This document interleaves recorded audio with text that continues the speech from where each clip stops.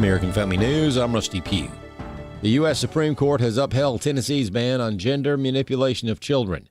Fox News chief legal correspondent Shannon Bream outside the Supreme Court. Yeah, and this has been one of the most watched cases of the entire term because there are many other states that also have some kind of limit or ban on trans treatment for minor children. So this has gotten a ton of attention, and essentially the court's ruling 6-3. There are concurrences and breaks here and there, but the majority opinion says this. They says this case carries with it the weight of fierce scientific and policy debates about the safety, efficacy, and propriety of medical treatments in the evolving field. They say there are a lot of different studies out there. They came up during arguments, some of them saying other countries have limited or backed off these treatments for minors, but they say that's not our place, our decision to make, but essentially says our role is not to judge the wisdom, fairness, or logic of the law, but just to ensure that it does not violate the equal protection guarantee of the 14th Amendment. President Trump says he's still considering what the U.S. will do with Iran as the conflict continues between Iran and Israel. But one thing is for sure, he won't be telling reporters what he's going to do for obvious reasons. He was asked this question a few minutes ago on the White House lawn. Students answered questions about whether you are moving closer or you believe the U.S. is moving closer to striking Iranian nuclear facilities. Where's your mindset on that? I can't say that, right? You don't seriously think I'm going to answer that question? Will you strike the Iranian nuclear component? And what time exactly, sir? Sir, would you strike it? Would you please inform us so we can be there and watch? I mean, you don't know that I'm going to even do it. You don't know. I may do it. I may not do it. I mean, nobody knows what I'm going to do. I can tell you this, that Iran's got a lot of trouble, and they want to negotiate. And I said, why didn't you negotiate with me before? All this death and destruction. Why didn't you negotiate? I said to the people, why didn't you negotiate with me 2 weeks ago? You could have done fine. Experts are sounding the alarm that Iran may target U.S. technology with cyber attacks. One report says hackers could target food and technology corporations. Theresa Payton is a former White House chief information officer who now runs a cybersecurity firm. She says the threat is real. It is a real and present danger. And whether or not they're successful is going to be one thing. But we should not have any hubris around their capabilities. They just have to get it right once. I would say they're going to be looking for things that have maximum viewability, maximum disruption, maximum impact. An attorney tells AFN a lawsuit could be coming after a New York school took down a Christian student's Bible verse posters and forced the club to remove Good News from its name. Bronson Woodruff has more. Kelsey McGee is associate counsel with the American Center for Law and Justice. She explained in an interview with AFN her team's client, Jenna, is a 9th grade student in the Carmel Central School District in Carmel, New York. She goes to Carmel High. She, in her 8th grade year, tried to start this club, a Bible study club, and she initially wanted to call it the Good News Club. She was unable for the entirety of her previous school year to be able to get approval. McGee pointed out this is not a school-sponsored club. It's completely a student-sponsored club. Now in her 9th grade year, she was able to get approval for the club, but because there was already another faith-based student club, they wouldn't let her use the name Good News Club. They made her change it to the name that they already had in their system, which is the Alpha Omega Club. McGee said Jenna also decided to use posters around the school to advertise the club and share Bible verses. Was not given any restrictions on where she could post those, what she could say on those, but for some reason that they decided without talking to her first to tear those posters down, advertising these club's events. They told her to get rid of the Bible verses, get rid of the cross, so she did that again and reposted new posters, and those were again taken down. The school has also tried to interfere with what she and her fellow student leaders can do and say inside of this club. McGee said her team sent the school a demand letter, hoping a reply will come back and say the school has to treat Jenna equally under the Equal Access Act. McGee said if the school does not comply, they will file a lawsuit. I'm Bronson Woodruff. More news online at afn.net and download the AFN mobile app for your Apple or Android device. I'm Rusty Pugh. Some would say truth is relative, and to the world, that's right. What the world considers to be truth fluctuates depending on the narrative they're trying to promote. Of course, we know truth is found in Scripture, and it never changes. The documentary, The God Who Speaks, proves the Bible's reliability as the source of real truth and reinforces our belief in it as our firm foundation. Watch it anytime at stream.afa.net. That's stream.afa.net. Welcome to Today's Issues. Join us for the next hour as we offer a Christian response to the issues of the day. Here's your host, Ed Vitagliano. And welcome to Today's Issues. It is Wednesday, June 18th. Ed Vitagliano sitting in for Tim Wildman this week. I'm joined in studio by Fred Jackson. Good morning, Fred. Good morning, Ed. Wesley Wildman is in the house. And good morning. And Chris Woodward, our news reporter extraordinaire for American Family News. Good morning to you, Chris. Good morning. Well, lots of great stuff coming up. I do want to let you know, folks, our dear listeners, that at the bottom of the hour, when we come back from our break, Jenna Ellis, host of Jenna Ellis in the Morning, will be joining us. We try to have some of our other hosts on periodically. Sometimes we'll have Abe on, Jan Markell. Alex McFarland sometimes comes on with us. Yeah, so we try to get some other voices. So today is Jenna's turn, and we look forward to that. Got a couple of things picked out for her to discuss, but that will be at the bottom of the hour. Meanwhile, Chris, we were planning on leading off the show with updates on what's happening between Israel and Iran, but we do have some breaking news that should be of interest to our listeners. Indeed. Breaking news out of the Supreme Court, where justices ruled 6-3 today to uphold Tennessee's ban on the gender mutilation procedures on minors. It was, again, a 6-3 decision. Chief Justice John Roberts wrote for a conservative majority that the law does not violate the Constitution's Equal Protection Clause, which requires the government to treat similarly situated people the same. In a dissent joined by her liberal colleagues, Justice Sonia Sotomayor wrote that the majority, quote, abandons transgender children and their families to political whims, end quote. Now, in our months or year and a half of covering this story, I can tell you that a number of people, including our own Abe, Hamilton, have said that Tennessee and a number of states already restrict minors to certain things. For example, you can't drive a car in the state of Tennessee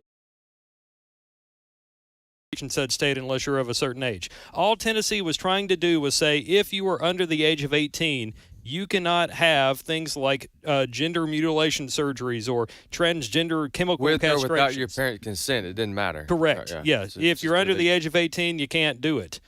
So this is a huge win, and it's a win for states like ours and Mississippi and others that have similar bans to what Tennessee has. For example, when we talked to Abe about this back in January, Abe told us at that time, our own Abe Hamilton, told us if the Supreme Court were to rule that the state of Tennessee could not protect its minors from gender mutilation surgeries and transgender chemical castrations, then it would follow that no state would be allowed to do so. So Tennessee's win today at the Supreme Court is a win for all the states that have a similar ban. By the way, folks, now this is, as we pointed out, this is breaking news. So we'll be able to fill in some gaps in the days ahead. But I did want to mention, I texted Dr. Jameson Taylor, who is AFA's Director of Government Affairs. He works with AFA Action, to ask what role AFA played in this, if any. I wanted to have Jameson on with us, but he is currently meeting with lawmakers in Ohio because AFA Action, and of course Jameson Taylor does a lot of this work, will work with states to pass laws like the one in Tennessee. And he did say that AFA Action submitted an amicus brief that was signed by lawmakers around the country, and the court used part of our argument in ruling on this. So I'm proud of AFA. AFA, and I had nothing to do with this part of it, so this is not me bragging about me. I had asked Jameson, did we do anything on this? Folks, for those of you who are listening, AFA does a lot of work that's behind the scenes. Jameson Taylor, in fact, helped draft here in Mississippi the pro-life law that led to the U.S. Supreme Court's Dobbs decision. So there's a lot of things we do that are behind the scenes that you don't know about. And I just wanted to let you know that your prayers, your support are helping us to get things done. So, Fred, let me just ask you real quick, Sure. and then we'll get to Wesley. Part of what the Supreme Court has ruled, now I'm just catching up, trying to read some things about their ruling, have not read the ruling. Part of what the Supreme Court said was that legislatures are the ones that should be making these decisions about things like transitioning and minors getting surgery and puberty blockers, because they can bring in medical professionals to help inform the legislature and the state and federal to inform legislators about the right way to vote, and that this is not really to be done by judges. That's I like that part of this ruling. Well, also, legislators can talk to both sides of the issue. Right. And the side that made sense in this issue, obviously, are parents who would testify, I don't want the state or my school district, the Human Resources Division of a school district, making decisions that my son and daughter may deeply regret later. Right.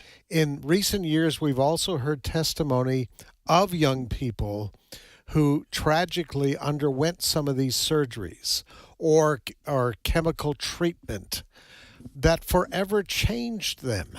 They cannot go back. They regret it now, but they can't go back. And so what's sad is that we now have to have states passing laws to protect our young people. We're talking about young people who may be going through a very confusing stage in their lives. And they're being told on social media, go with your feelings. And we know that young people can make very tragic mistakes at that time based on their emotions, based on something they're reading on social media. And so these laws are being brought in. And other laws are now coming on the books, and we've talked about this before, about protecting girls' sports from biological males, all of these sorts of things. And again, I guess it's a statement as to where we are in our culture today that we're even having these discussions. Ed, you and I are old enough that if somebody had told us 40, 50 years ago when we were really young, yes, that someday there's going to have to be laws brought in, or some days there's going to be procedures, a medical community that would advocate of removing body parts from young people because they're not feeling right. Yeah. Day. Or just feeling right just in the moment. Yeah, yes. I mean, at that moment. So this is a tremendous ruling, and it's very interesting, the 6-3 split. The 3 liberal justices went the other way, that we ought to go according to the whims of the young people at a given moment. And that's kind of scary that we have 3 people on the United States Supreme Court that say, yeah, let's do whatever the young people want done at a particular time in their lives. Well, Wesley, that part of the disturbing part, like Fred is saying, is that there really is an ideological divide in this country. And in blue states, these are the ones who ideologically want to take control away from parents over what happens to their kids and put it into the hands of people who have already sold out, regardless of the science. That's right. Already sold out to the pro-trans agenda and that ideology. It's scary that this is not being done for some of these blue states on the basis of science. It's being done on the basis of that belief system. Yeah, let me take us back down memory lane just for a second, too. We were talking with Matt Staver yesterday, and he was talking about how we're going to see more victories at the Supreme Court for conservative agenda, constitutional rulings. With that said, that's because we can thank President Trump and his team for his only in just 4 years he was able to elect 3 Supreme Court justices. Now, is that the first time in history that a president was able to select 3 in his one term? That's a good question. If not, the rareness of that happening Yeah. is very rare, but yet it happened. And it was because many Christians got out and voted and elected President Trump in the first term, which his biggest appeal to Republican voters is the Supreme Court. Yeah. And now in 2016, again in 2016, that's right, in 2016. Now we can all point to 4 or 5 that as Christians and constitutionalists we think that they got wrong. Yes. However, it would have if we don't think for a moment that is it Jackson? Yes. Ketanji Jackson. Sometimes I get her pronunciation wrong. Ketanji Jackson. If you don't think that Biden or Hillary Clinton elected would not have replaced 2 or 3 with another Ketanji Jackson, who doesn't know what a woman is, right? You don't think that that's what she said? That's what she said. That a ruling like this would have gone the other way. Yeah. And just to think about the tragedy from that angle. So all that said is that their consequences do have or elections do have consequences, and this is a wonderful ruling in our favor. And that just to give you a 2-minute recap of how we got a decision like this that could have easily gone the other way. Oh, there's no doubt if Hillary Clinton had won in 2016, those vacancies would have been filled by, to your point, people like Ketanji Brown Jackson, who during her hearing, after being nominated, she was asked, would you define what a woman is? Famously, she answered, well, I'm not a biologist, so I can't answer that question. That's how deep into ideology the left is. But we would have had 3 left. The country probably would have been lost forever. Yeah, and this ruling would have obviously gone the other way. So thankful for that. One interesting thing about Ketanji Brown Jackson that I still have to, I still can't believe, was a couple of weeks ago when you had the white straight lady in Ohio that won the reverse discrimination case. Ketanji Brown Jackson was the one that wrote the majority opinion in that case. So, that's her one, if we didn't have her, things might be different. Well, we have had a couple of 9-0 unanimous rulings. right. So at least both sides of the quote-unquote aisle on the Supreme Court can agree sometimes on now, issues. One other case that we're still watching for, and it could come at any point this month. There's nothing to prevent the Supreme Court from coming out with an opinion this afternoon, although I don't think it's likely. So at some point this month, most likely, the Supreme Court will issue its opinion on Mahmoud v. Taylor. That was the case that they heard back in April, where you had an interreligious coalition of parents, Christians, Muslims, and Jews, that went to court because their school system, the Montgomery County, Maryland school system, took away their opt-out and read LGBTQ books to kids as young as 5 without the parents having the ability to say, no, my son's not going to be there that day. So we're still waiting on a decision there, and it wasn't just one set of faith-based parents. It was a whole bunch of people that believe different things that went to the Supreme Court there. That'll be the big, interesting one that will set a precedent for parental rights in this country, another parental rights case. Well, and the fact that Montgomery County in Maryland is so far left indicates the need for protection of parental rights. Yes. Because these folks would take your kids away. Well, we just saw the law passed, what was it, in Colorado? Was it the Colorado law that said your kids can be taken away during a divorce? Yeah. If you're not promoting their particular gender identity in disputes involving custody. This is where these folks want to take the country.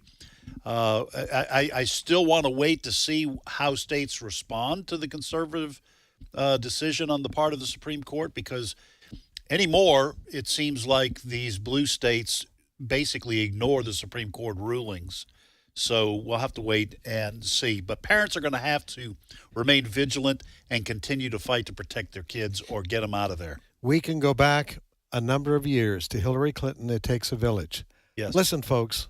What she was signaling is the battles we're fighting today. Mm-hmm. Hillary Clinton believed the state has a right to raise your children. Yes. With state values, with left-wing state values.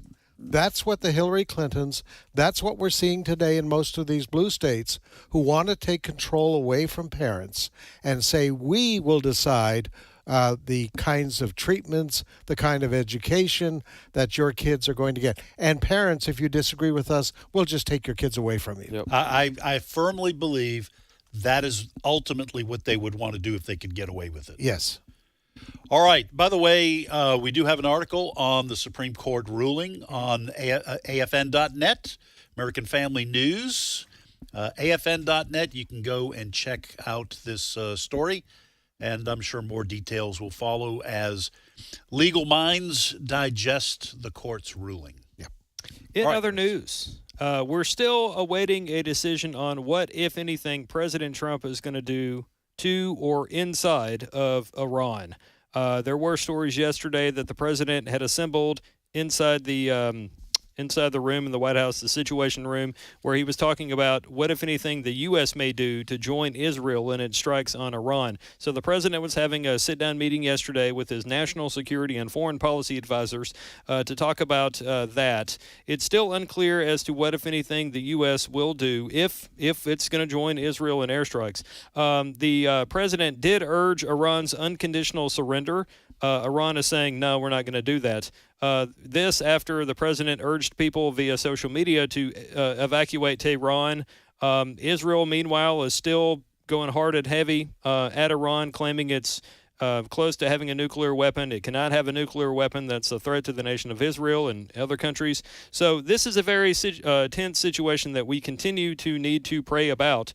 And in the meantime, we have a ton of audio available.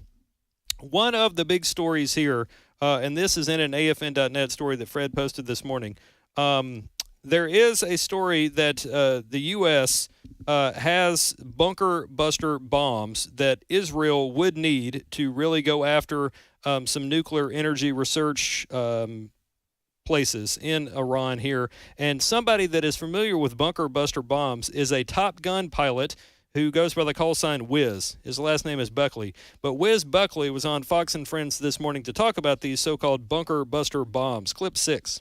This is exactly what this weapon was designed for, to penetrate deep into the ground. Not to get too technical, but these bombs have different types of fuses and sensors on them to literally go through different layers, whether it's ground or concrete. You just kind of program that into the weapon. And once it reaches its designed, or what you set into that bomb, it's going to explode. So fairly certain the Israelis have done a decent job of softening up that target, opening up maybe a little bit of a hole for this Moab to come in. Yeah, bunker buster bombs. We've heard about them before. The Americans have been testing it. Here's the big issue, and it kind of surrounds the question, will the United States get involved? People seem to agree that the Iranians are their most high-level uranium development facility is under a mountain. Right. All right? So to get at that, you need this kind of bomb. It's a 30,000-pound bomb. The issue here is the Israeli military, the Israeli Air Force, does not have an aircraft that can carry a weapon of that size.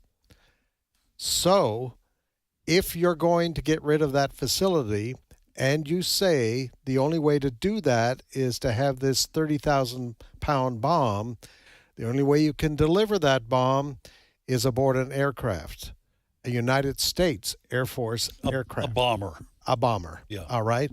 Whether it's a B-2 or a B-52, probably the B-2 stealth bomber. And so that's the big question right now that's being debated in Washington. Should the United States get involved? Well, people are saying, well, you keep saying, President of the United States, Prime Minister Netanyahu of Israel, that Iran must not be allowed to develop a nuclear weapon. Well, that's the stated problem. The only solution, you're saying, is to bomb that facility. If you're going to do that, then the United States has to get involved. Mm-hmm. And then the question is, will the United States do that, or Will we step back and say, we'll try to keep an eye on the Iranians? Well, and the fact is, you may have to hit it more than once. Yes. With one of these bunker busters. Yes. Wesley, a part of the politically charged character of this issue is that President Trump campaigned on keeping us out of wars. And now there's a situation where we would have to basically declare war. It might not be an official declaration of war, but we would be attacking a sovereign nation. And that could trigger a broader war, a longer conflict with Iran. And so President Trump is getting pushback from some in the MAGA fold, as well as the Democrats, because the Democrats are going to hate anything the president does.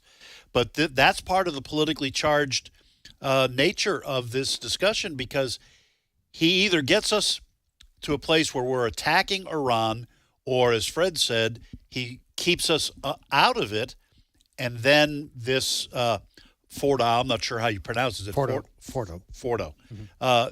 We have to let this thing go on, and maybe they do get themselves a nuke. Yeah, maybe there's another alternative. It may be that you agree to this one deal of using your aircrafts for this one target, but the argument for the other side would be, well, once you do that, there could be likely a ripple effect. Right. But you could still drop an agreement that says, okay, there may be a ripple effect, but we're still only doing this. Yeah. And I don't know if I would consider that necessarily going into war. If you're targeting a particular asset that's problematic for everybody, including yourself. But unless Iran attacks our bases. Yeah. I guess there is a middle, like you're saying, there's a middle possibility too. Iran could just walk this back and say, all right, we're coming to the table. Yes. And now we are going to stop once the program. They hear the aircrafts come out. Right. Hold on. Because the fact of the matter is, for Iran, there's no easy end to this for them. Right. If they do attack, if the U.S. bombs this site, and then they do attack some of our bases or attack some of our naval assets in the region, they are going to, I think Trump will hit them back very hard and take out whatever remains of their Air Force, their surface-to-air missile batteries, their Navy. They've got a bunch of little subs and fast-moving craft. They don't want to lose all that. Yes. But I think they are so determined. Fred, I'll come back to you and then see if Chris has any more sound on this.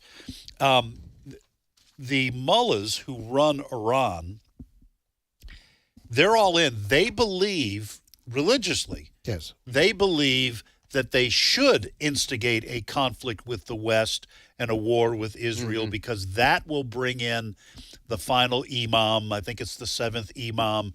And that's kind of like in their end times scenario.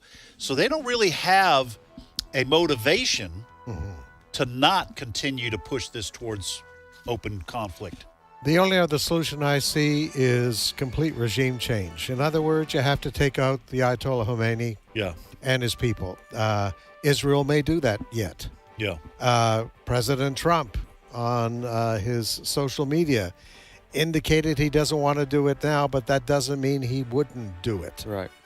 That might avoid us getting involved in the war if these Islamic leaders are taken out. Yeah. All right, folks, be praying, because there's a lot that could go wrong here for the world, for us, for Israel. But anyway, we'll continue to follow it. By the way, I told you, Jenna Ellis coming up right after our short break. You'll want to be here for that. Please return after the break.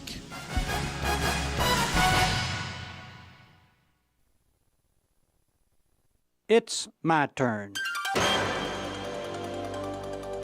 Here is your host for My Turn, Don Wildman. In the Bible, we have the story of Jesus stooping to wash the feet of his disciples. This was a very unusual act for Jesus to do. For it was not the task of the master to wash his servant's feet. Rather, it was the responsibility of the servant to wash the feet of the master. It was such an unusual action that one of the disciples, Peter, was not going to let Jesus wash his feet. No way was he going to let Jesus wash his feet. But Jesus would have it no other way. You know, there are three tremendous truths we can gain from this incident. First of all, this incident shows the purpose of power. Just what is that purpose? You know, it's an ageless question. Well, the purpose is not to rule, as many think. Someone once said, every man would like to be God if it were possible. Some few find it difficult to admit the impossibility. Remember Hitler or Caesar and Nero? Neither is the purpose of power to force, despite what some people think. A very wealthy businessman once made this statement. He cursed the people and then he said, I have the power. I have the power. Many share that attitude. The purpose of power is to serve. Christ illustrated this so magnificently when he stooped to wash the feet of his disciples. Despite the belief to the contrary, there is more power in the open hand than in the clenched fist. All power is given unto me, Jesus said. What did he do with that power? He served. This incident also shows the goal of greatness. Again, the question surfaces, what is the goal of greatness? Why do we all in our own way seek greatness? And after we achieve it, what do we do with it? Two disciples, James and his brother John, once asked Jesus for the preferred places in heaven. When the other 10 became angry, that is, the other 10 disciples became angry, Jesus told them, if any one of you want to be great, you must be the servant of the rest. Now that is the goal of greatness. The goal of greatness is not to separate one from the lowly, poor, and needy, as fame and fortune so often do. Neither is it to exalt oneself to a position superior to your fellow man. But the goal of greatness is to serve. The greatest one is the one who serves most. The goal of greatness is service. Stephen Grellet once wrote, I shall pass through this world but once. Any good, therefore, that I can do, or any kindness that I can show to any human being, let me do it now. Let me not defer it nor neglect it, for I shall not pass this way again. This story of Jesus washing the feet of his disciples also shows the height of humility. This one who had all power and greatness knelt and washed the feet of his servants. All power is given to me, he says, and yet he stoops to wash their feet. Jesus put himself into the role of a servant. He who humbles himself shall be exalted, he said. How odd those words seemed back then, even more so today. But who do we exalt today? Hitler? Caesar? Napoleon? Nero? Or the lowly Christ? Go after power. Nothing wrong with that. Get it. But use it right to serve. Go after greatness. Get it. But use it right to serve. And remember that if a person wants to grow tall, he must bend low. For without humility, nothing else fits in place. This has been My Turn with Don Wildman, a production of the American Family Association. It's amazing how fast things can change. The breaking news you hear in the morning can take on a whole new life by that evening. And some days there's so much happening you really need a whole team of journalists to keep up with it all. The American Family News app not only gives you that team, you get a biblical perspective on politics, pro-life, education, and much more wherever you are. Stay on top of the latest news facing Christians today. Get the AFN app from your app store and you'll never miss a thing. For he has rescued us from the dominion of darkness and brought us into the kingdom of the Son he loves. Colossians 1, verse 13. American Family Radio. This is Today's Issues. Email your comments to comments@afr.net. Past broadcasts of Today's Issues are available for listening and viewing in the archive at afr.net. Now, back to more of Today's Issues. And welcome back. Ed Vitagliano sitting in for Tim Wildman this week. He will be back in the captain's chair on Monday, Lord willing. Joined in studio by Fred Jackson, Wesley Wildman, and Chris Woodward. I just had to hurry down the hallway. I think I need to start doing a little more cardio. Yeah. Lane Kiffin, he wants to call you about your 40 time. All right, folks, we're going to welcome to the program Jenna Ellis, host of Jenna Ellis in the Morning, heard weekdays at 7 a.m. Central Time on AFR. She's also the host of the On Demand podcast found at afr.net. Jenna, good morning. Good morning. Great to be with you all. And it was great to see you this past weekend for AFA Activate. Oh, that was wonderful. Wesley, that was your brainchild. Yes, sir. That went a lot of really help. well. Yeah, we had a lot of help and a lot of speakers and just a wonderful first annual Activate Summit, and we will be doing it again next year. And about the same time, we're still working on some details, but we're enjoying the finished product, if you will, for a couple weeks, and then we'll get back after it. Jenna Ellis was there with us. She helped us with our panel discussion, and she's here to help us with a couple more discussions today. That's right. Jenna, we have a couple of legal issues to bring up, and then if we have time, a kind of a cultural issue that kind of popped up. In fact, you were the one that let leadership here know about that. We'll try to get to that after we talk about some of the legal things. Fred, what's the first story we want to kind of pitch to Jenna? Well, Jenna, the big story this morning is the Supreme Court ruling on the Tennessee law that outlaws procedures. We call them mutilation procedures on young people. And a 6-3 decision this morning by the Supreme Court that upholds that Tennessee law. Your thoughts on that? I think it's great that a ban on child abuse is constitutional. That's obvious, and this was exactly the way that this case should have gone. Of course, the left is saying that this discriminates against transgender rights, and that's merely a cover for suggesting that adults can decide to mutilate children, and somehow under the Equal Protection Clause of the Constitution, that and a gender-based discrimination claim that overrides the state's interest in protecting children against these mutilation surgeries, as you rightly call them. So I think that this simply shows the importance of why the Supreme Court is and always will be a conservative voting issue. And unless and until the Constitution is amended to somehow appoint justices differently, that power rests with a president who nominates, and then those are confirmed.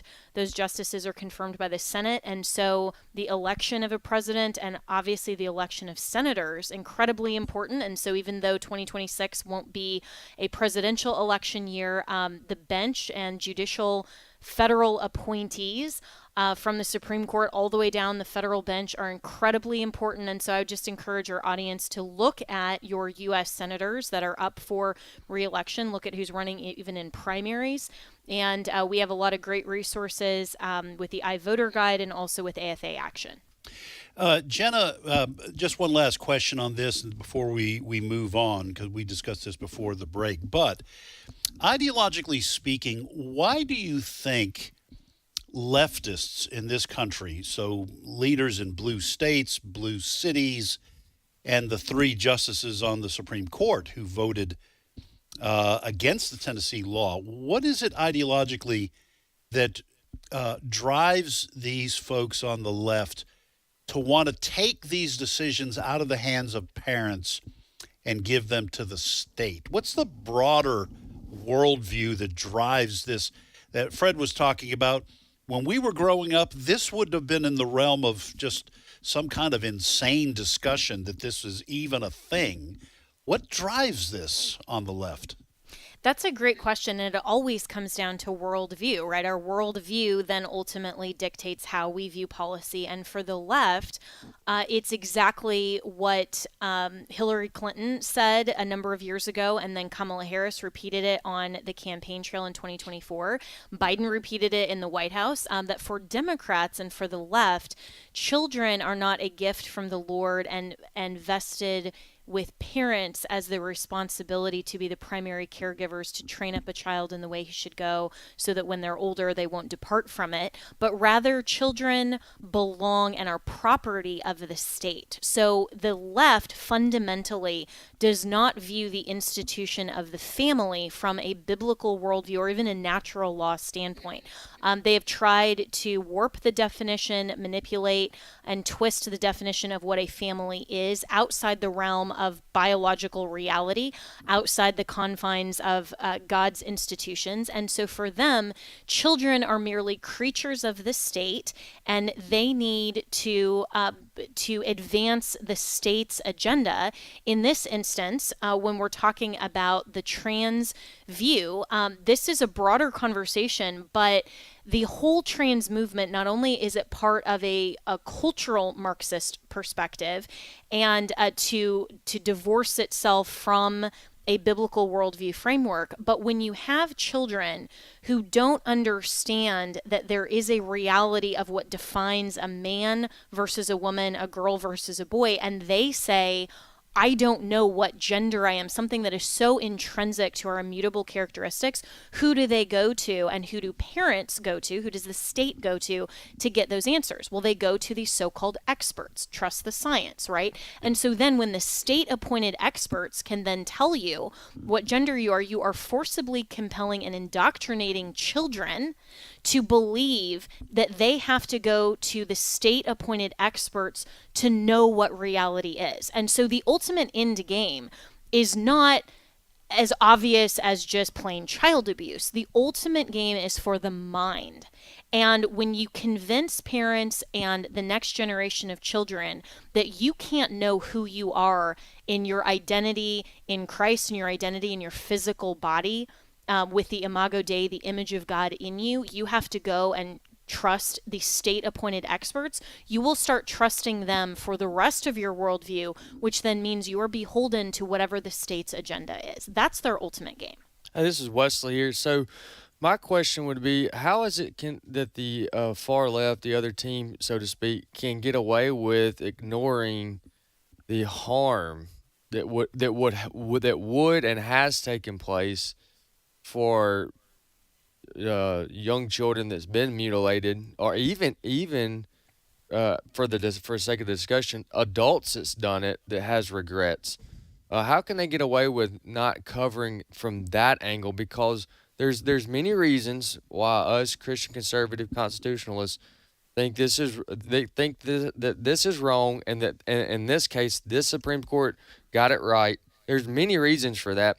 But just the harm that it does to the body and to the mind and to the psyche of someone who goes through these procedures, the fact that that's not a bigger discussion for the left is kind of confusing to me, because there are many things, as we pointed out in the previous segment, that are illegal regardless of whether the parent can consent or not. A parent can't consent to a 6-year-old having intimate relationship with a 20-year-old. It doesn't matter what a parent thinks. You know what I mean? And that particular, because it's so damning and so hard. Right, exactly. So why is it that that's not?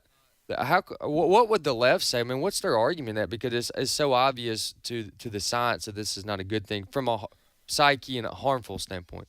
Yeah, and I think it's incumbent upon conservatives to keep driving the conversation back to those objective viewpoints and not allow this to be on a secular humanist playing field, that their opinion is just as valid as our opinion. And when they claim equal protection, when they make all of these absurd, irrational arguments and they minimize the harm, we have to keep driving back. It's the same conversation as abortion, where they're claiming, a woman's right, and they don't want to acknowledge the harm to women. They don't want to acknowledge the harm to the unborn child who's tragically killed in every instance of abortion that's completed.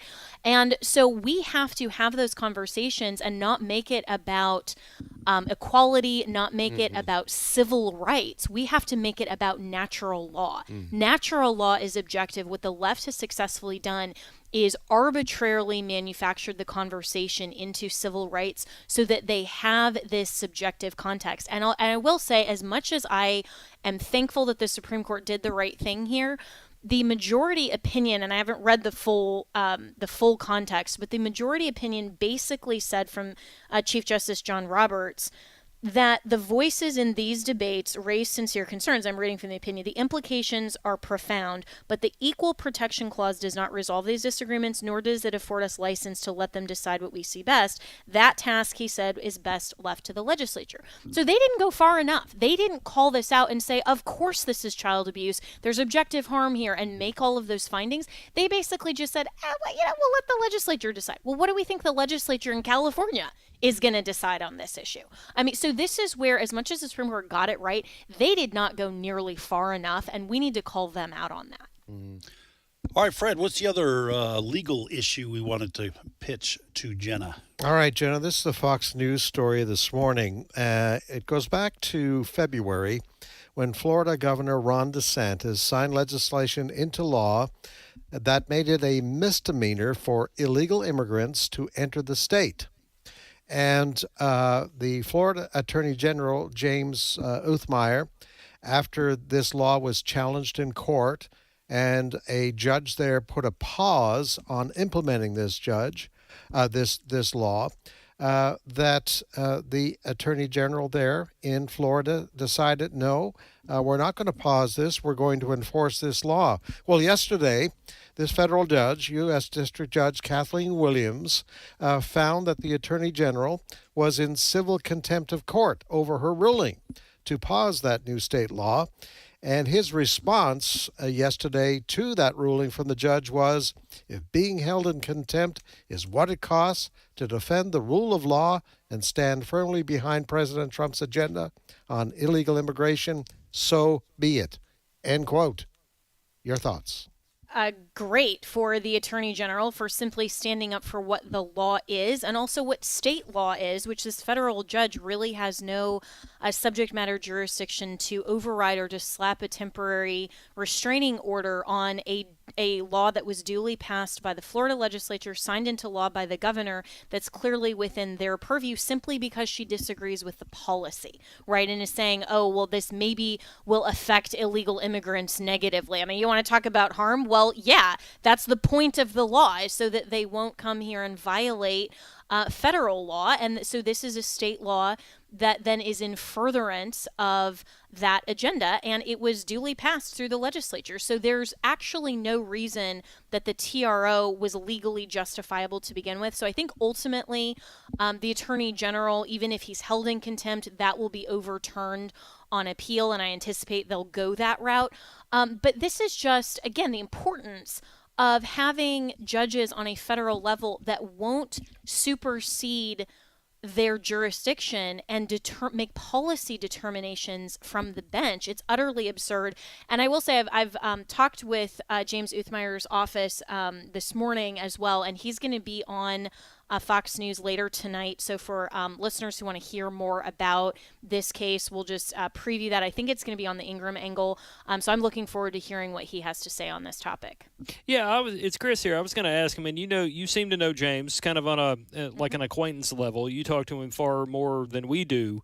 For anybody that might think, well, he's just trying to get his name in the headlines or whatever, is he one of those types of people that's trying to go after clicks and interviews? Oh, not at all. And I think he has been a faithful member of Governor DeSantis's administration through the full term. He was the former chief of staff, and previous even to coming on with the DeSantis administration, he served in Marco Rubio's office when Rubio was a Florida state senator. So this is somebody who is a lawyer, obviously himself. He's been around conservative politics, very principled for a really long time, has had multiple staff positions, and now holds office office himself and has the opportunity to actually consistently commend those principles in executing his own office, not simply encouraging the member or the office holder that he works for, the elected, from a staffer position. And so I just see him as a consistent conservative, and I applaud what he's doing now. And just knowing him on a personal level, as I have for a while, I think that he's a person of integrity, and that's why it's great that Governor DeSantis appointed him to this position when Ashley Moody, then who was the former Attorney General, Floridians will remember, then took over Marco Rubio's Senate seat when he went to the State Department. So that was kind of the shuffle there. And Governor DeSantis obviously has confidence in James' integrity as well. By the way, folks, the voice you are listening to is not mine. The previous voice is Jenna Ellis, host of Jenna Ellis in the Morning, heard weekdays at 7 a.m. Central on AFR, and also host of the On Demand podcast found at afr.net. All right, Jenna, so let me play devil's advocate here a little bit. So we have an attorney general who is facing a ruling by a federal judge, and that attorney general is going to disregard it. We wouldn't like it if a attorney general for a blue state ignored a federal ruling. So aren't we, in applauding this gentleman, aren't we applauding lawlessness and the ignoring of laws you disagree with? That's going to lead to chaos, isn't it?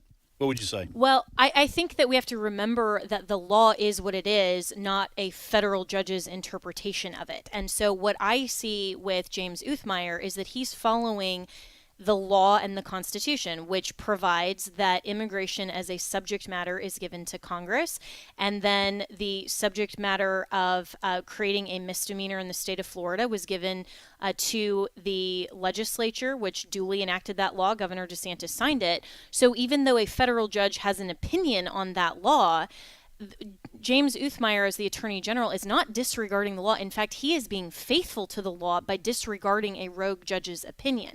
So we have to be consistent conservatives, not to ignore laws that we don't prefer and not ignore opinions from courts that we don't prefer, but always uphold the law and the principle. And this was the exact same thing, by the way, that John MacArthur and Grace Community Church stood up for when they ignored the outrageous mandates from California's government that actually ignored not only the Constitution, but the law surrounding emergency powers. And they were initially held in contempt. And ultimately what happened is that we won that case because it was decided that the contempt itself was unconstitutional and a violation. And so here I think James is going to face that exact same scenario where the TRO itself and the contempt itself was unconstitutional, and he actually followed the law. So it's not a matter of just Republicans good, Democrats bad. It's we have to go beyond that and say, what does lawlessness actually mean in context? It doesn't always mean you just follow a judge's opinion. And you didn't you represent John MacArthur's church? I did. Yeah. Yes. In that case. Yes. All right. We're coming up here to the end of the half hour, but I do want to try to squeeze in, if we can, this one additional point that we would like some input from Jenna. So, Chris, do you have the story? I do. I have it right here in front of me. A couple of days ago, somebody at Focus on the Family went on X and posted the following: "Is being gay a sin? Before we say anything else, please know that, quote, being gay doesn't send anybody to hell. God only uses one fact to judge the world and determine who is saved and who isn't: faith in Jesus Christ. Here's the bad news. We all deserve to go to hell, but the good news is that God loves us in spite of our sin, and he sent his son Jesus Christ to purchase our redemption." That post from June 16th had some people scratching their heads and going, wait a minute, where is Focus on the Family going here? Are they moving in a new direction? Someone then follows up a couple of days, the next day, and says this post has caused some confusion. Here's where we stand. Focus on the Family's position has always been and continues to be consistent with Scripture. Homosexual behavior is fundamentally in conflict with the Christian faith. The idea of being a, quote, gay Christian is an oxymoron antithetical to both the Bible and church history.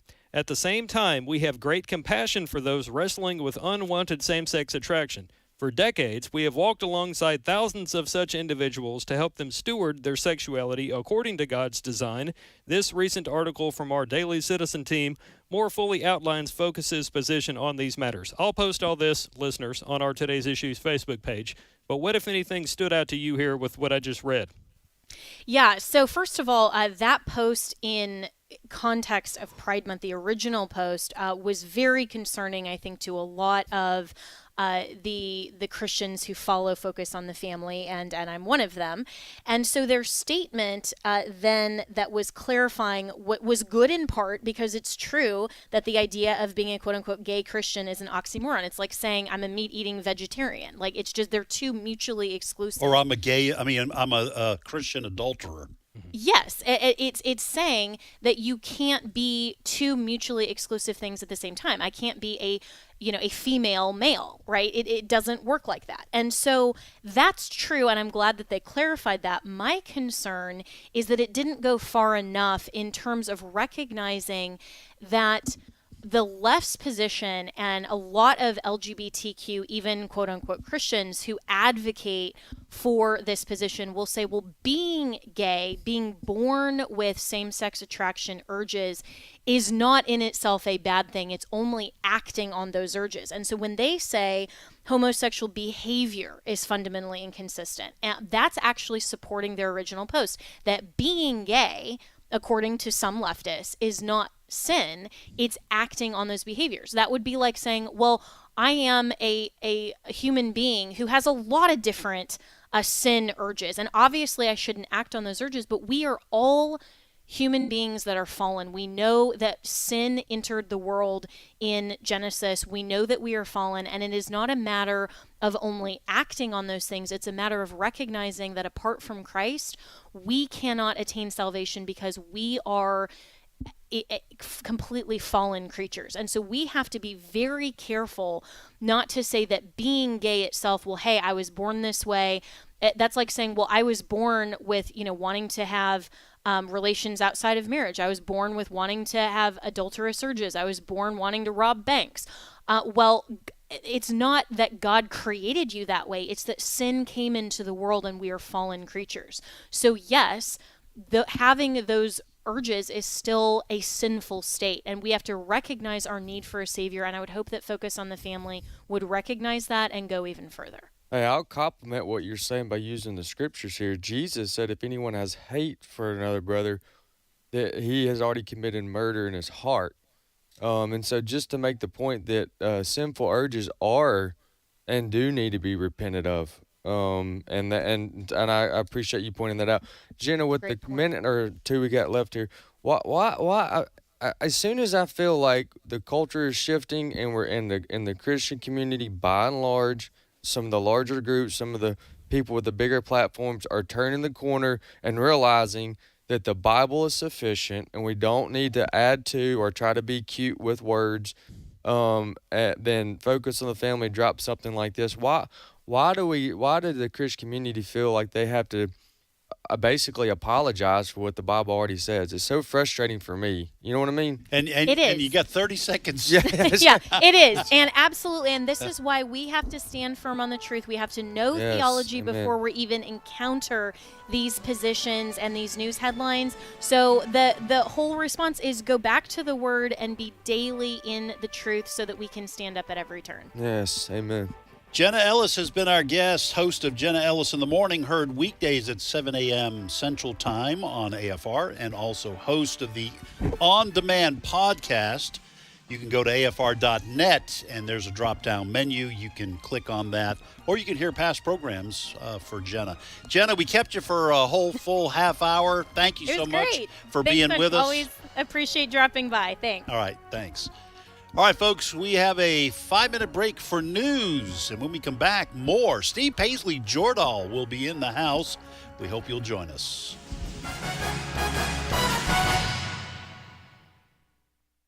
The views and opinions expressed in this broadcast may not necessarily reflect those of the American Family Association or American Family Radio. Faith, family, freedom. American Family Radio. Sometimes being an insider means you understand the joke that only certain ones really know. Other times, it gets you into exclusive places.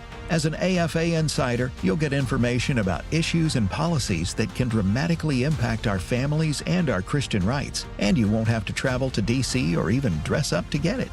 Find out more and sign up at afa.net/activism. This is American Family Radio, a listener-supported ministry of the American Family Association.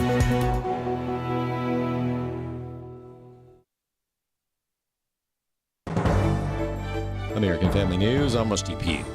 Kentucky Republican Congressman Thomas Massie has joined several Democrats to speak out in opposition against the U.S. getting involved in the conflict between Israel and Iran. Massie saying in part on Monday, quote, "This is not our war. But if it were, Congress must decide such matters according to the Constitution." House Speaker Mike Johnson says he thinks Massie is on the wrong side and that the U.S. is currently on the defensive. We have to protect U.S. assets and obviously our personnel. We got 40,000 U.S. service members stationed in the region over there. That is what the president is doing. He's fully within his authority to act in that manner, and that is what the commander-in-chief is supposed to do. The Supreme Court has upheld Tennessee's ban on gender manipulation and mutilation of children. 3 transgender minors, their parents, and a doctor challenged Tennessee's ban on providing medications and surgeries to transition minors, arguing the law violated the Equal Protection Clause of the 14th Amendment. But in a 6-3 decision, the justices upheld Tennessee's law, finding it wasn't created based on sex or even transgender status. Rather, it was based on one's age and applies to children of both sexes. The majority opinion says states have wide discretion to pass legislation in areas where there's medical and scientific uncertainty. The ruling is significant as 27 states have laws limiting or banning transgender medicine for minors. Jessica Rosenthal, Fox News. When you listen to the news, it's not uncommon to hear someone talk about activist judges, especially when it comes to nationwide injunctions against the Trump administration. Matt Staver, founder and chairman of Liberty Counsel, says activist judges are a problem. He adds they're going beyond their authority and trying to create national and even international policy. So we see these injunctions where they're cherry picking these individual judges, primarily judges that were appointed by Biden or Obama. There's only one, I think, that was appointed by Trump, but it was a different, much more narrow issue, and it wasn't a nationwide injunction. Senate Majority Leader John Thune says Republicans have a plan to fight back against activist judges.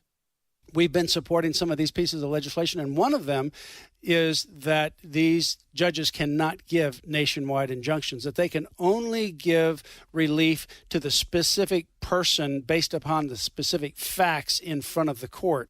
Federal district court judges have issued 25 nationwide injunctions blocking Trump policy since he re-entered office in January.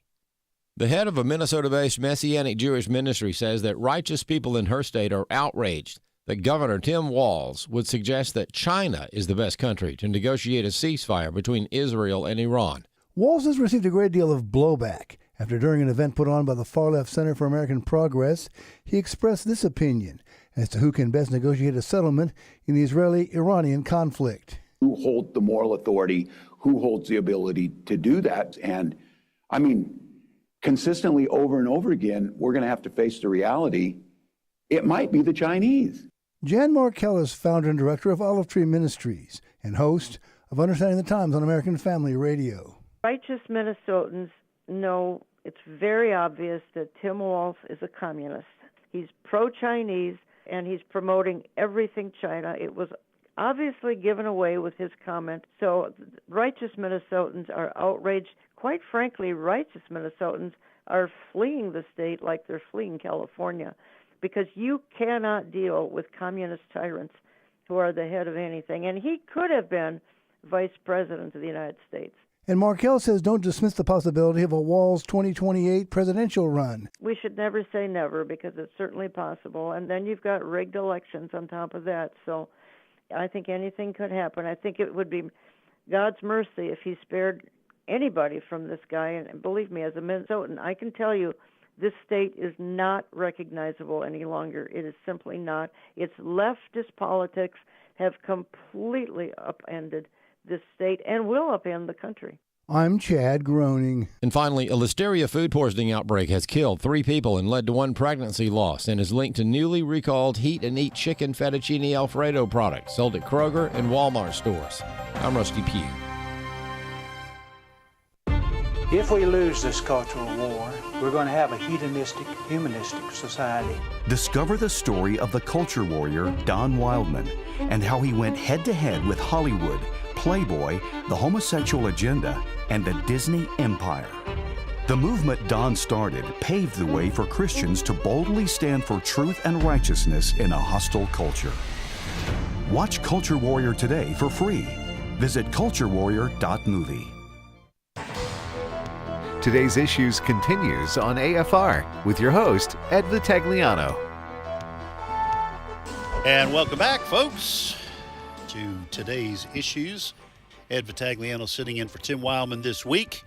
I'm joined in studio by Fred Jackson and Wesley Wildman. And now we welcome Steve Paisley Jordahl with the Hawaiian shirt on today. There you go. Aloha, everyone. You know, you're kind of drifting away from the Paisley a little bit. Yesterday was the Flamingos. I'll tell you why. It's because I'm getting a little tired of the 3 or 4 Paisley shirts I have. I need to go shopping. There you go. Get some. Yeah, I'm going to be doing clothes. that. Heather, just expect some Amazon packages in the near future. All right. Well, so what's on your list of important news stories for us to cover? Ed, I don't know how this raises to the level of most important, but I did want to get the bad news out of the way first for you. Is that okay? The bad news out of the way? Yes. I find that hard to believe. Well, we're going to go the rest of the show with only good news, but go ahead. No, this is personal to you because I know what a fan you are of the band Red Jumpsuit Apparatus. I know that you I think I tripped on that in the hallway one time when the kids were little, but well, you're all of a sudden, unless there's something we don't know about how you vote, Ronnie Winters, the lead singer of your favorite band, Red Jumpsuit Apparatus, says you're not welcome at his concerts anymore. Cut 16. Hi, I'm Ronnie Winter. I sing for the Red Jumpsuit Apparatus, and I actually follow what Jesus says. If you're a Christian and you're watching this and you voted for Donald Trump, shame on you.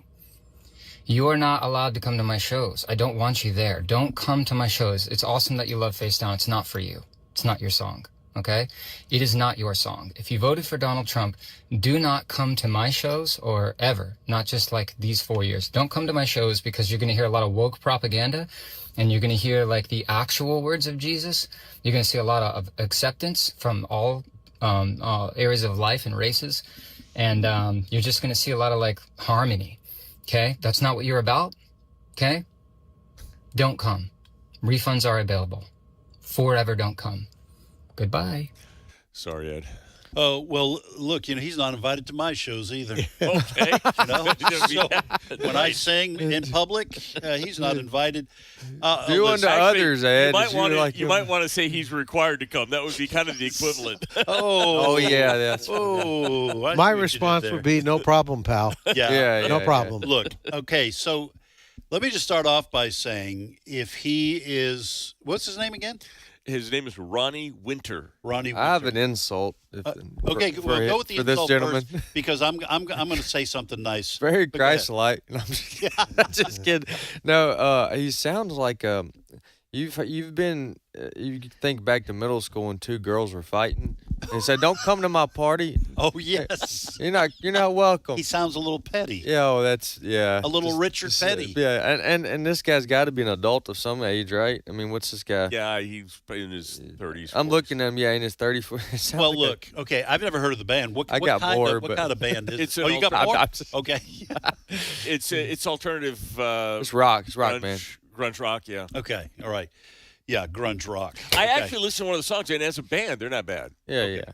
Well, listen, so first of all, he said he was a Christian. So if he really loves Jesus, we're brothers, okay? He's a Christian brother, and he clearly sees things in a different way. But I grew up with 2 sisters. They were wrong all the time. And so just because you're related, quote unquote, doesn't mean someone can't be wrong. And if he thinks He didn't say what he specifically was talking about, but I think I know some of the things. If he thinks that the words of Jesus support alternative lifestyles and things, he's just wrong. Listen, I got to say, I do enjoy social media to some extent, but I just don't get the tendency. It's not just young people. I don't want to just put this on young people, but the tendency of people to use social media, they get in their car and park it somewhere and tell the world what they think and how they feel, and sometimes they scream and sometimes they cry. And I don't get that. Yeah. I'm on AFR. I hope our listeners are interested in what we talk about. But I firmly believe that the vast majority of the world doesn't care what I think. And it seems to imply when they do this that people care what your rant of the week is all about. Well, and Go ahead, young person. Random young person. Random. I want to go a little further than you did. This is hijacking way more time than I intended it. Okay. That's right. I'll stop after this then, because we do have plenty of other stuff to get to. I'm going to go further than Ed and go on the record, and I would say that he's wrong. And the reason he's wrong is because if he says he's a Christian, anybody that believes the gospel as it's interpreted in Scripture all through church history and as it's originally written knows that we want to share that gospel with everybody 100%. So it wouldn't matter what they believe about politics or any views. And so for him to cut people off and say not to come, good point, is the opposite of what the welcoming message of the good news. And so if I am, as a Trump supporter, so bad off that he has disdain for my views to the point where he doesn't want to be around me, that's the opposite of what he needs to be trying to convert me. Yeah, that's a good point. To the truth. He believes the truth is over here, and you're over yonder. Yeah. He needs to try to bring you to the truth. That's a very good point. Red jumpsuit apparatus opening at an Episcopal church near you. Yes, well played. All right, next. By the way, before we get to further news, Fred, we dropped the ball. We forgot at the top of the program to mention that the Stanley Cup. Back to hockey, folks. The Stanley Cup was won by the. You want to go to lunch? Yes. Popcorn break. Brent Creeley muted my microphone for a moment. The Florida Panthers won the Stanley Cup last night over the Edmonton Oilers, and that's all I really want to say about that. It was disappointing all the way around, although the former Boston Bruin captain, Brad Marchand, who plays for Florida now, was traded midseason. Yeah. He won a second cup. I was happy for him. Did he get personally. the Smythe Con? No, he did not get the Conn Smythe. There's a hockey fan for you. Hey, he's trying. That's good. All right. Anyway, I forgot to mention that, and when there's a championship and somebody wins it, we do try to mention it. All right. Next story. All right. I just got off the phone with Oklahoma Senator James Lankford. I was interviewing him on a different topic that you can read about at afn.net starting tomorrow. But I did give him a chance to opine on some current events, and he chose Israel and Iran, obviously, it being in the Senate. And one of the things I asked him was, would he support President Trump if President Trump decided to use an American bomber and American pilots and sent to bomb these bunker busters into this Fordo. Mm-hmm. And this was his response, Cut 17. The challenge that we have now is Iran now has documented 900 pounds of highly enriched uranium. A terrorist regime that has a nuclear weapon is a game changer for the entire world. And so we've got to figure out how to be able to prevent that from happening. What Israel is doing now is taking strikes on them to make sure that they cannot launch missiles at Israel and they cannot come and attack, and they're trying to be able to take out their scientists and key military leaders to slow down the process. But at the end of it, their centrifuges are still there. The highly enriched uranium is there. The president has the authority to be able to protect American lives. Just dropping a bomb on top of Fordo doesn't stop the nuclear enrichment, doesn't take away that nuclear material that's still there. It's still just buried in the mountain. Well, I'm just going to say I know this is probably at this point kind of politically unpopular, but I think the president has to do it. Fred, I'll come to you first, and then Wesley, and then Steve. We'll get everybody's opinion. Just as briefly as possible, I think that unless there is regime change in Iran, I don't think you can trust the mullahs to agree to stop the process of developing it. I think they'll lie because they have ideological reasons for getting nukes. And I think as much as the president has said, I don't want to get us into more wars, he has to do this. We're the only ones who can do it, at least the only ones who will do it. If other countries have bunker busters, I think they got to do it. So let's go around the table and see what you all think, and feel free to say whatever you want. I just think that Iran has made threats against Israel and the United States for years. They want to wipe us off the face of the earth. Yeah. For years, both the Israeli leadership and the U.S. leadership has said, we need to do something about this. And I think and I talked a little bit about this yesterday. What happened in October of 2023, Israel made the decision, enough talking. Yeah. Israel's, we're willing to talk to Hamas about this. We're willing to talk to Hezbollah about this. We'll keep an eye on these terrorist groups. And then October of 2023 occurred, and we saw more than 1,200 Israeli men, women, and children wiped out in a unmerciful way. Israel decided that's enough. Yeah. We're going into Gaza, and once and for all, we're going to put Hamas out of business. That's the only way to do with terrorism. Yes. Terrorists are not reasonable people. Right. Sometimes we approach these problems as if, they think the way the Westerners think. We'll sit down around a negotiation table and we'll come to some kind of agreement. That's not what these people are about. They have a religious fervor to kill anybody who disagrees with them. Right. Think about 9/11. Look what they did there. They're serious, folks. When they say we want to wipe you off the face, they are serious. And if they'd had nukes then, they would have used them. They would have used them. So I don't think, I agree with you, Ed. The time for talking is over. The United States has got to be serious about its threat to ensure that Iran does not develop a nuclear weapon. If that takes removing their facilities, wiping out their facilities, then let's do it. Simple as that. And I would just say just one quick thing before I forget it. I'm like your dad. A thought comes to my mind and I'll forget it. Here's, for the Iranian people, this is the time for regime change, because if Iran gets a nuke and they detonate it inside our country, we will respond with overwhelming force, and a lot of innocent Iranians will die in a nuclear exchange. I agree. And they have to understand that that's the choice that they're facing. Go ahead.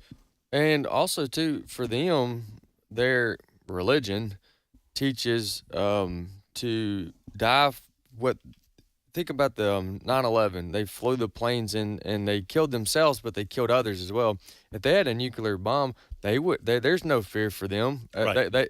If we say, well, we got one bigger, they don't care. They are to kill as many people as possible, as many infidels as possible. So that's one reason. Number two, the Mississippi side of me says that bombing bad guys is a good thing. Yeah. So let's keep it simple. Yeah. So I don't really have a lot of pushback, and I'm not very good at thinking about, well, what if this happened? Well, what if you know what? Bombing bad guys is a good thing, and I'm going to end there. All right, Steve. This may be an imprecise analogy here, but if my wife gets into a fight with somebody online, I might sit back and do nothing until they get personal. They start attacking her character. I'm jumping in and I'm defending her. Israel has been, like we've said, opposing getting bombed for decades. And this October 17th thing and the war with Hamas, and now with Iran jumping in, it's personal. As the president, we could watch this thing kind of go forever. I don't know that we have the capacity with our Moabs, by the way, the bunker busters. The Moab is the mother of all bombs. That's what they term it. I don't know that has the capacity to, like the nuclear weapons in World War II, to shock Iran into sense to say, okay, we're not going to win this. We better stop and settle. But President Trump has to come to their defense. Yeah. All right. So we're unanimous here. I'm sure some of our listeners may disagree. I know there's a lot of talk about, hey, I don't want, if Israel started a war with Iran, that's fine. Don't drag us into it. But I think it goes beyond just what Israel prefers. This is Israel's survival, and it's ours, because Iran's threats have been against the little Satan and the great Satan. Yes. And if they have 9 nuclear weapons, which is apparently what they're on the verge of getting, you can expect one in a suitcase delivered to Miami. Yeah. All right. And if you think that they have any reason not to do that, you're kidding yourself. So ironic, because I think they're getting a lot of help from the real Satan. Yeah. No, that's absolutely. So, all right. Let's move on. All right. One person who is not on the fence about this is Tucker Carlson, and he might not be on the fence about this, but he has fallen off of some fence. Tucker is not the Tucker you remember from Fox News. It seems. I don't know why or what he's thinking, but he was on with Ted Cruz. Had Ted Cruz on his show, and they got into a little spat about Iran and how to deal with it. Let's listen to cut 13. How many people live in Iran, by the way? I don't know the population. At all? No, I don't know the population. You don't know the population of the country you seek to topple? How many people live in Iran? 92 million. Okay. Yeah. How could you not know that? I don't sit around memorizing population tables. Well, it's kind of relevant because you're calling for the overthrow of the government. Why is it relevant whether it's 90 million or 80 million or 100 million? Why is that relevant? Because if you don't know anything about the country... I didn't say I don't know anything about the country. What's the ethnic mix of Iran? They are Persians and predominantly Shia. Okay, this is cute. It's not even, you don't know anything about Iran. So okay, I am not the Tucker Carlson expert on Iran. You're a senator who's calling for the overthrow of the government. You're the one who claims anything about the country. No, you don't know anything about the country. You're the one who claims they're not trying to murder Donald Trump. You're the one not saying that. Who can't figure. Yeah, yada yada yada. Man, listen, you played this for us in our story meeting this morning. I was frankly shocked. Now, I've been, hearing bits and pieces about Tucker Carlson, and just kind of in the background of my life, I used to listen to some of his podcasts after he first left Fox. They were really interesting. Yeah. And he would go places where no one else would really go. But just in the kind of background, I've been just hearing comments or reading comments on social media. 18-month, 2-year slide. Yeah, and I thought, and just in the background, what's going on with Tucker? And then when I listened to that, Wesley, I thought, first of all, that's incredibly rude. Yes. It's arrogant. Yep. It's petty. Yeah. I mean, obviously, Tucker Carlson for prepared. A friendly. That was supposed to be a friendly, because they have way more in common than they disagree. Yeah. So, what's your take on that? And have you listened at all to Tucker Carlson in terms of where he's changed his mind? Not recently. I have not listened to him recently, but having heard that the second time, it only gets worse the more you listen to it. Yeah. Because it's everything that you described it at. And for a friendly discussion, which is what that should have been, that's not – if Ted Cruz goes on CNN, you expect that. Yeah. But for that type of interview, you got to wonder then if Tucker Carlson, my first reaction is, are you just wanting to get clicks here? Are you wanting to cause a disturbance in a way that everybody talks about that versus the topic at hand? Yeah. Because very little in that short clip right there told me that the rest of the discussion was productive at all. Yeah. If that's how you're going to respond. He asked a question and he answered the question with, no, I don't know. And then he sarcastically said, well, you just don't know. He just answered that. He answered the question. You give him, if it's a discussion back and forth, the guy answered the question. He says no. I mean, like, I don't understand why he had to be so provocative and try to embarrass him over something that's to Ted Cruz's point is secondary to the to the issues at hand. Yeah. Ted Cruz obviously.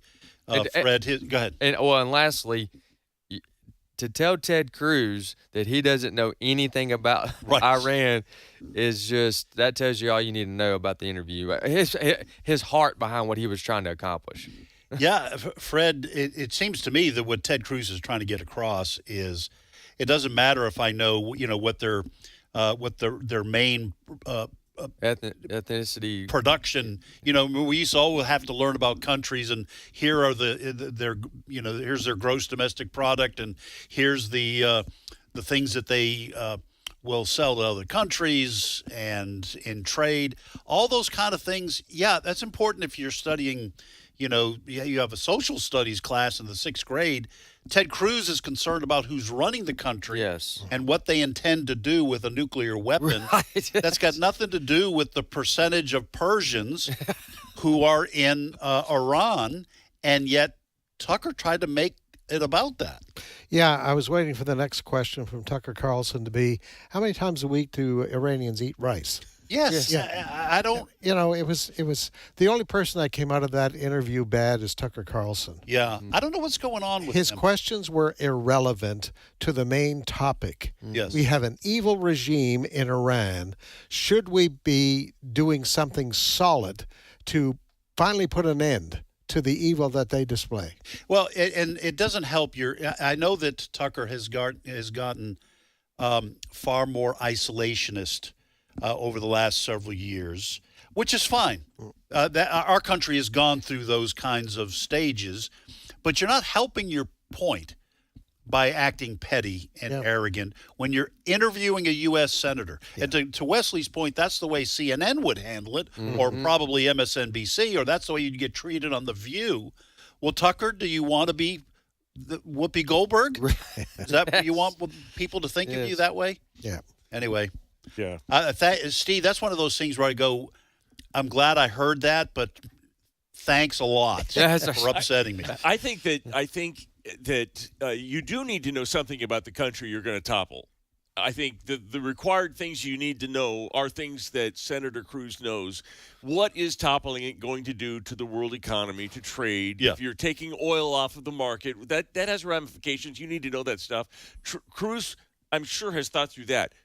What percentage is Persian? Yeah. If there's 80 million or 100 million people, no, that's just rude. That's just pointless. All right, let's end here. I spent some time working in the Silicon Valley in the tech industry at the height of the tech bubble. I never saw anything like this. This is the battle for AI. Sam Altman, who is the creator of OpenAI, ChatGPT, is in a kind of a contest with Mark Zuckerberg at Meta as to who's going to control AI. It's being reported that, and Altman has confirmed this, Zuckerberg is offering $100 million signing bonuses to Altman's top engineers if they'll come over and work for him. None of them have yet taken the bait. I find that hard to believe, because even at the heyday of $100 million is a lot of money, even in the Silicon Valley. But can you believe that? $100 million. When you first mentioned the story in our story meeting earlier today, I thought it was a joke or a misprint or something of that nature, because $100 million for most people is just an unfathomable amount of money. That's just a sign-on. That's just a signing bonus to come and work. But I will say this. It does show Sam Altman, right? You said it does show Altman's belief that this is the wave of the future, and it may be worth investing in top minds if you want to control that particular field. By the way, did you say that you used to work in Silicon Valley? I did. Did you really? Yeah. I thought that was I thought it was a joke. No. Well, what did you do? I was a tech support engineer for an antivirus company. I was doing pastor at a church. Yeah. And this was my income. I did not know that about you. All right, folks, guess what? That's all the time we have. By the way, if you want to apply here at AFA, you will not get a $100 billion signing bonus. Anyway, more great programming directly ahead on American Family Radio. Lord willing, we will see you tomorrow.